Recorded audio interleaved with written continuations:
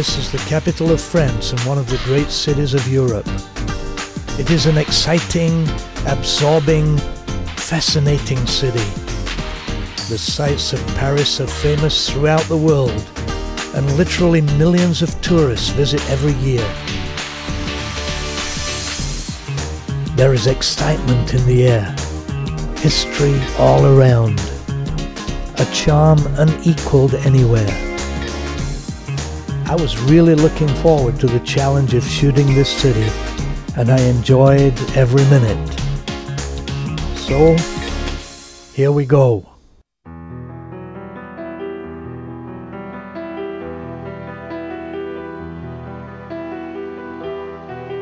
The EasyJet out there cost a grand total of £60 including tax. The 3-star hotel was expensive but average.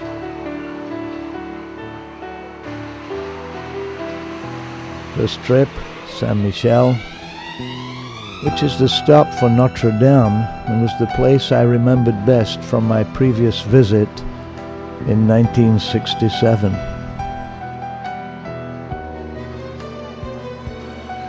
And here's the breakfast place, orange juice, croissants and café au lait for a grand total of €7.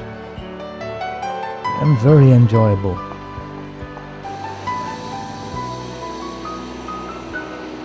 Well, the first trip was the Palace of Versailles.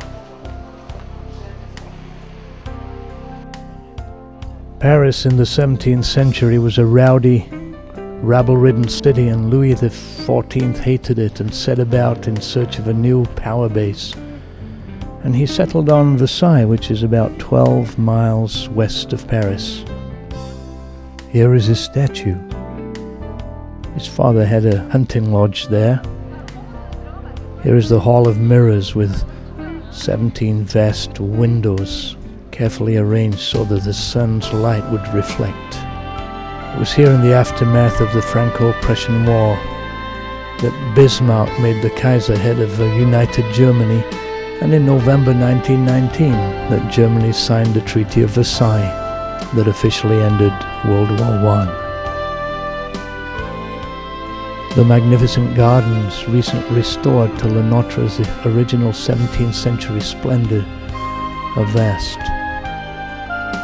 Directly in front of the chateau is a formal patterned terrace of lawns, fountains and pathways, studded by some 200 magnificent statues, many of which used to be gilded. Beyond this stretched the Grand and the Petite canals, which once had their own fleet of boats. One can even enjoy the gardens in a horse and carriage, a romantic option in a romantic setting.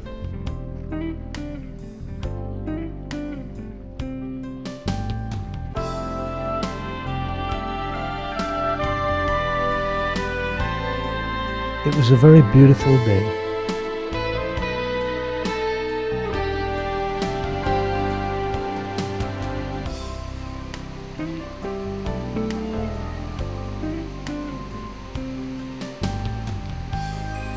And occasionally I got people to take a picture of me.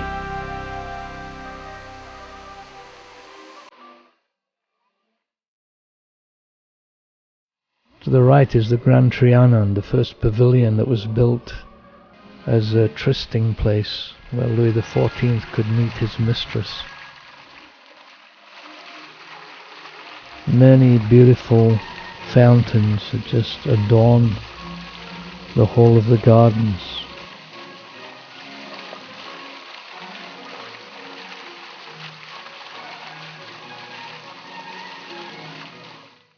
This being the centerpiece. I personally felt it was a tremendous contrast to Hong Kong and Asia in general. The luscious green lawns, elegant fountains, statues and gardens made it a memorable place to visit.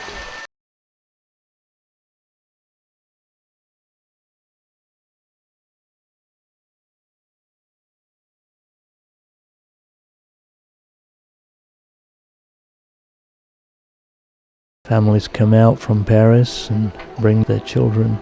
and enjoy a nice roll on the lake.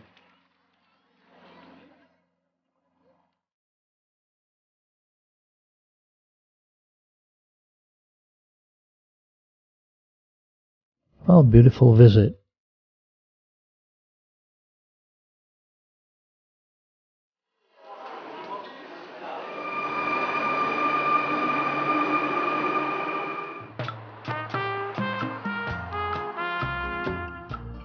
A cruise on the river is a wonderful experience. They have these boats, the Bateau. Many different companies run trips up and down the river. The evening time is especially nice time to take a trip.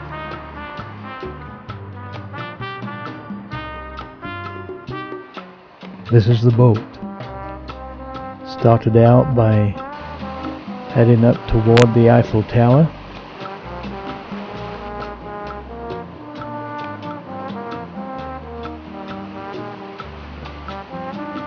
Bathed in the evening sun. We'll see more of that later. But surely one of the great ways to see Paris by night is to just take an evening trip down the river.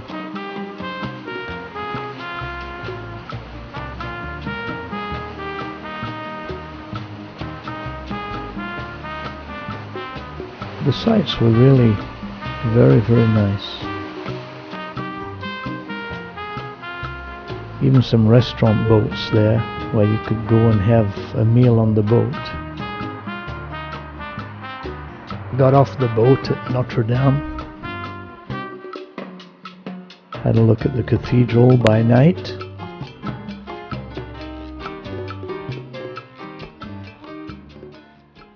And then into the Latin Quarter, which was, I think, perhaps one of the best places to eat in Paris.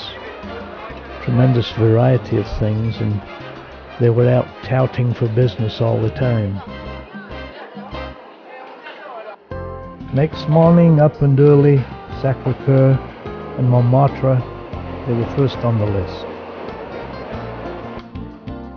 An area rich in culture, which was the home of such artists as Henri Toulouse-Lautrec. Very popular nowadays. The huge white dome of the basilica Sacre Coeur dominates the skyline and is easily recognizable by its Byzantine domes. During the Franco-Prussian War in 1870, two businessmen felt the nation needed to show devotion and repentance if it was to be spared. The result was the basilica set on top of the hill. Henry IV brought cannon up here during his siege of Paris. Nowadays, artists and restaurants dominate the place. Not forgetting the indispensable barrel organ player.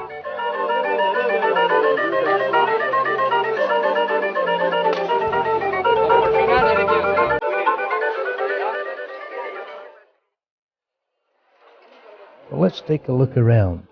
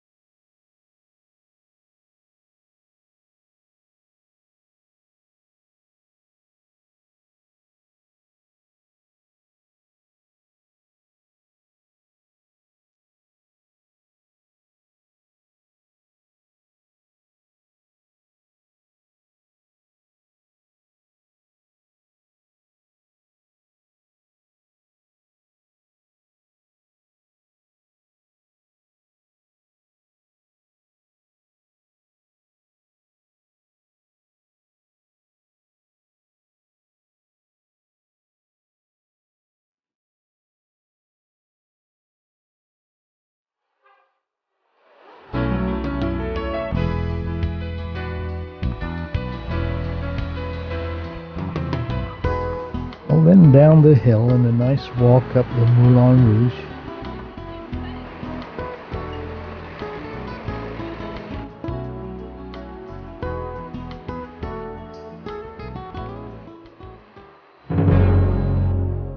Well, no trip to Paris is complete without a visit to the Eiffel Tower.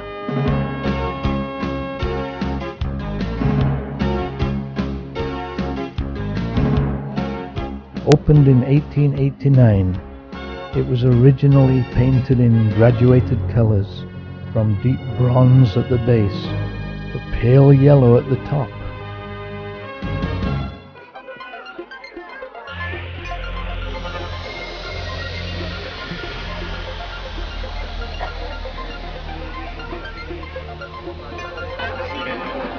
Voilà, messieurs, dames, le deuxième étage ici, change mon laçon.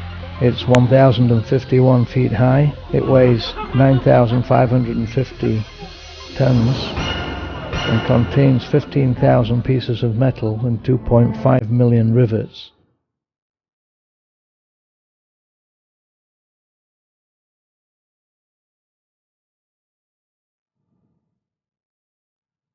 On a clear day, you can see up to 45 miles.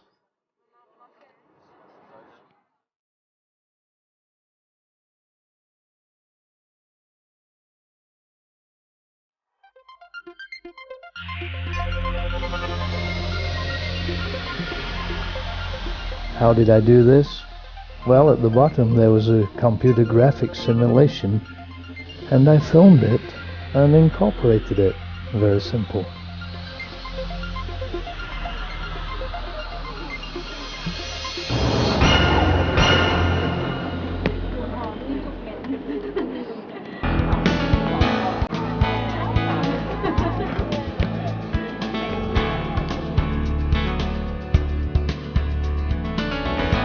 This is the engine that drives it.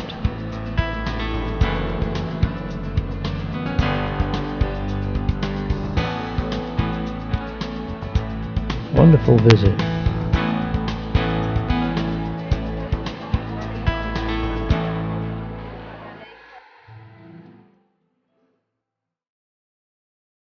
Well, the next day it was time to go visit the Louvre. The Louvre is not only one of the greatest art galleries, but it's also the largest royal palace in the world. Apparently there are 18 miles of corridors in here.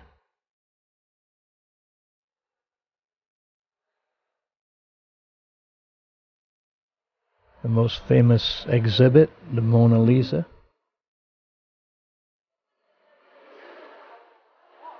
Many other beautiful paintings. Leonardo da Vinci apparently brought the Mona Lisa to Paris himself during the reign of Francois I. He started a collection of 12 paintings by the masters of the day. Here Napoleon crowns himself emperor.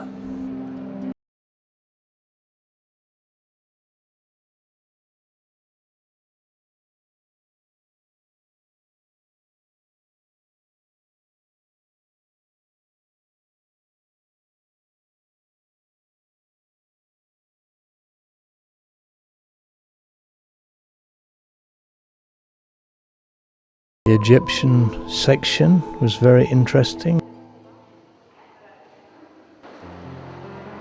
And having said that, I did not walk the 18 miles of corridors. And so I was soon back out into the sunshine to see the beautiful ultra-modern glass pyramid outside.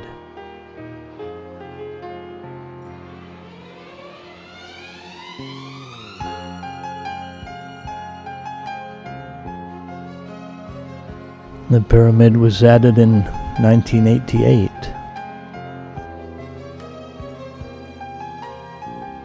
There is a great walk from the Louvre west to the Champs-Elysees and Arc de Triomphe that passes through some beautiful parks.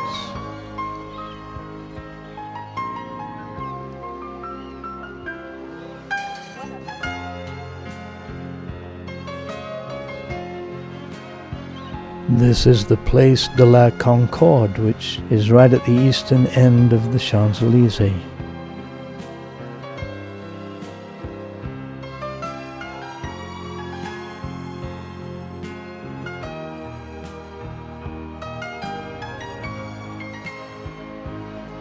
The Opera.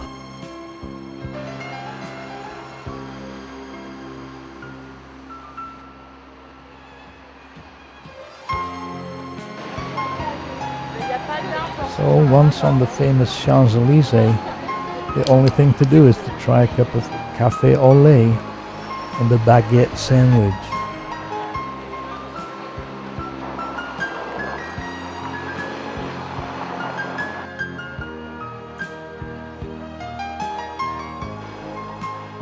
In 1806, Napoleon commissioned Chalgrin to design the massive Roman-style Arc de Triomphe as a celebration of his military victories. It's 165 feet high and 150 feet wide, and it was still incomplete when the emperor was toppled, and was finally finished only in 1836 under his nephew, Louis Philippe. Apart from the top of the Eiffel Tower, the best view of Paris has to be from the top of the Arc de Triomphe.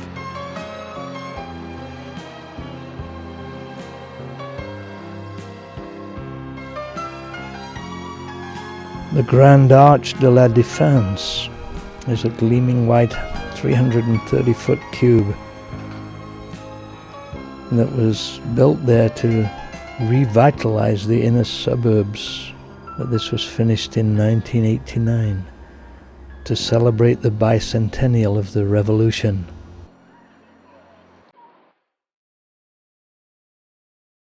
The river is interesting in the morning, and the walks in and around the cathedral are worth the time.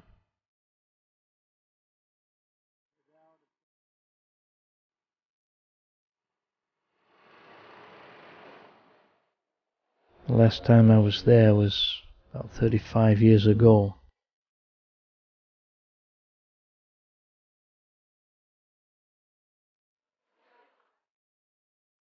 There were even some Chinese guys from Sandak in the gardens who asked me to take their photo.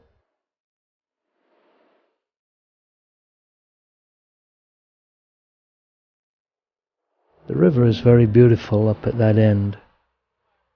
Notre Dame Cathedral is actually built on an island in the river.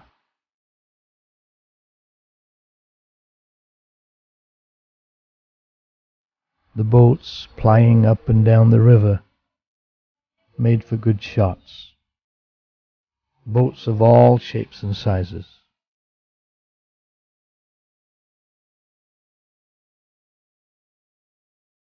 The Marais is only a short walk away.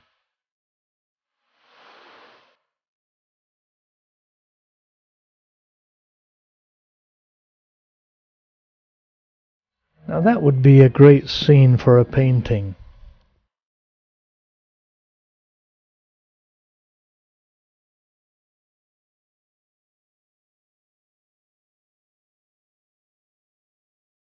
That artist certainly had his measurements accurate. Let's try it one more time. So how did I do that? Only experts will guess right.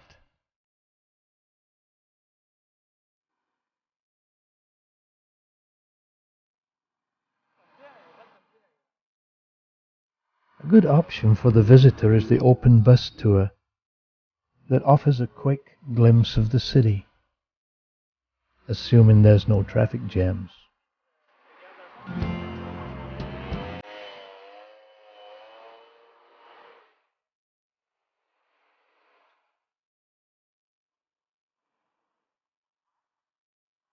Get some little idea of the culture there, the street cafes, everybody having a cup of coffee and reading the newspaper. I saw the rich and the poor, well defining the geography and architecture and the whole fiber of Paris The river Seine loops slowly through the heart of the city for 7.5 miles.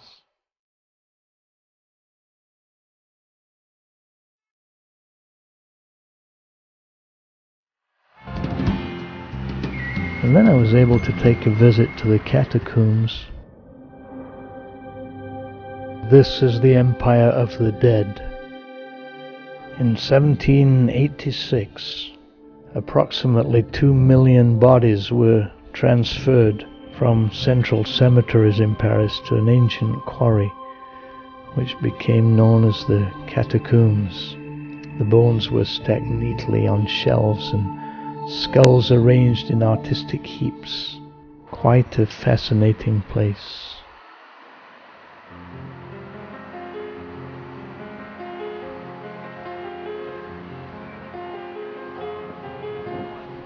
It's not too cold up there on top of the bus.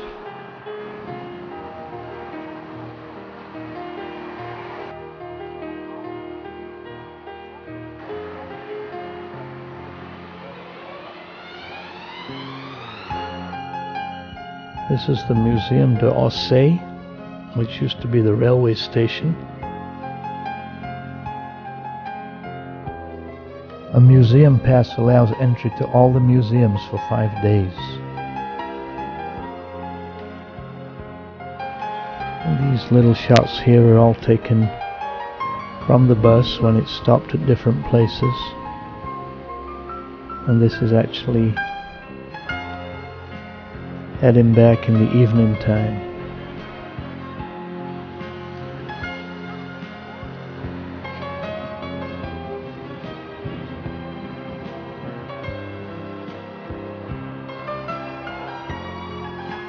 Going through the city centre, there are 36 bridges over the river.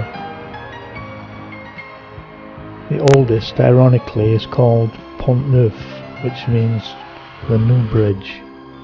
Opened in 1607.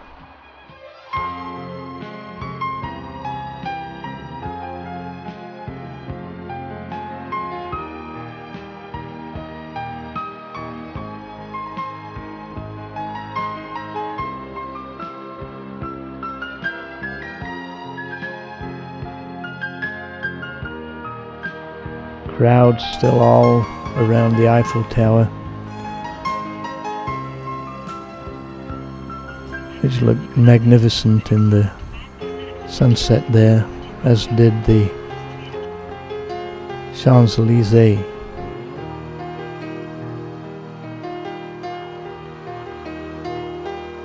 Their metro is very modern. 13 lines crossing the city, and certainly the fastest way to get around.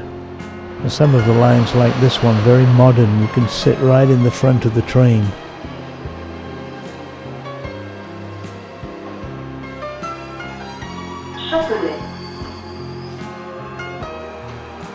The line that went down to the hotel where I was staying was one of the oldest lines, and this is actually the newest one. So back to the Latin Quarter for some more Greek food.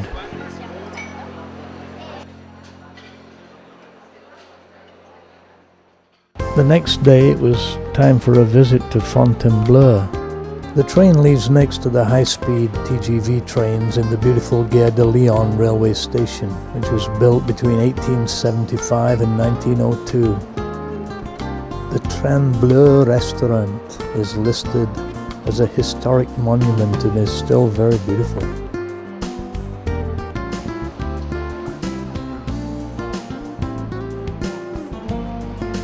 Fontainebleau was the place where Napoleon made his home.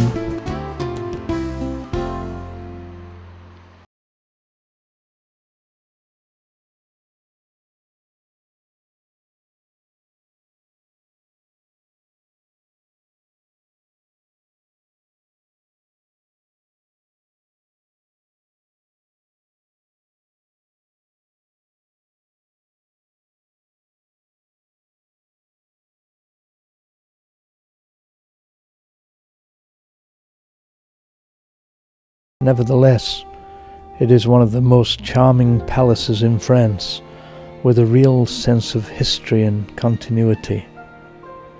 Napoleon loved Fontainebleau and spent much of his time here. He signed his abdication on the 6th of April 1814 in the dramatically named Cour d'Adieu, the Court of Farewell.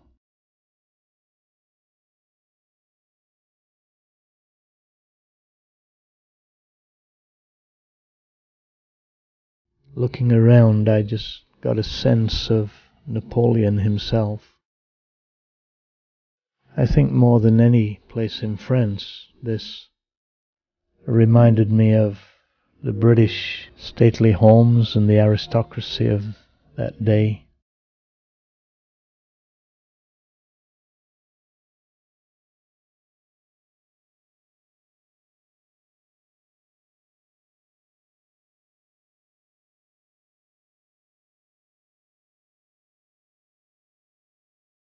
The library.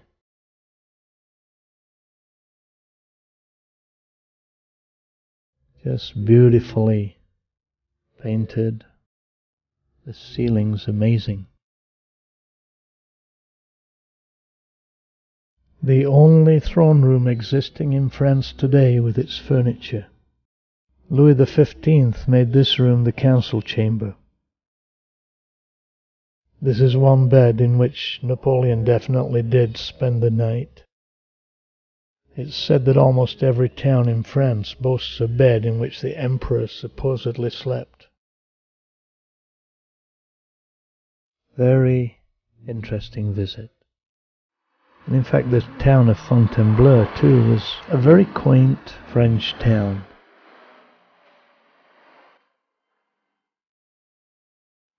Enjoyed a nice meal in Le Grand Café.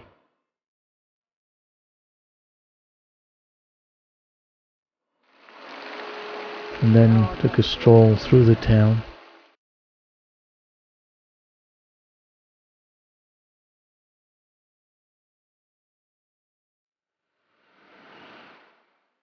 Before getting the train back to Paris. Trains in France are very good, and I often thought when I was there that I would like to go and visit some of the provinces another time.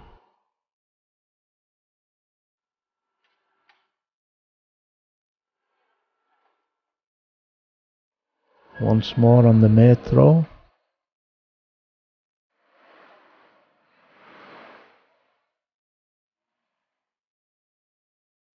There's some of those shots that just typify Paris, the new stands, and over to the Church of Magdalene, Catholic Church.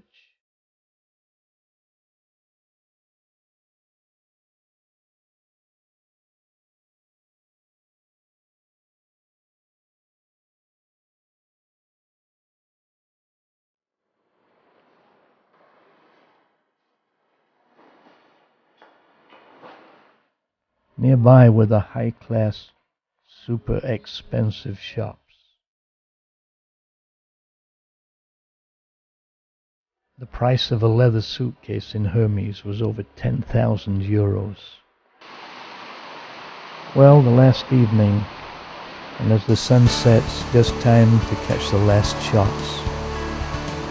Place de la Concorde and its beautiful fountains and statues.